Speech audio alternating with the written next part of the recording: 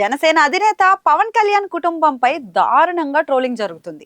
ఎన్నికల ముందు ఆయన ప్రత్యర్థులు పవన్ ఆయన భార్యా బిడ్డలపై సోషల్ మీడియాలో అసభ్య పదజాలంతో దూషించడం, దారుణమైన పోస్టులతో ఇబ్బంది పెట్టారు. ఎన్నికల తర్వాత పోలీసులు కఠినంగా వ్యవహరించడంతో ఇలాంటి వారు సైలెంట్ అయిపోయారు.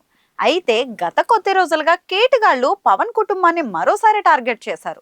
పవన్ కళ్యాణ్ రెండో కుమారుడు మార్క్ శంకర్ పవనోవిచ్ సింగపూర్ లో చదువుకుంటున్నాడు. అయితే చిన్నారి చదువుకుంటున్న పాఠశాలలో అగ్ని ప్రమాదం జరగడంతో శంకర్ గాయపడ్డాడు.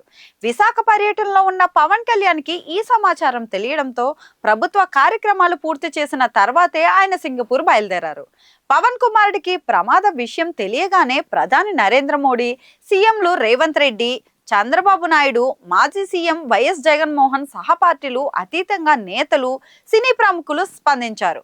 ప్రమాదంలో మార్క్ శంకర్ స్వల్ప గాయాలతో బయటపడటంతో అంతా ఊపిరి పీల్చుకున్నారు.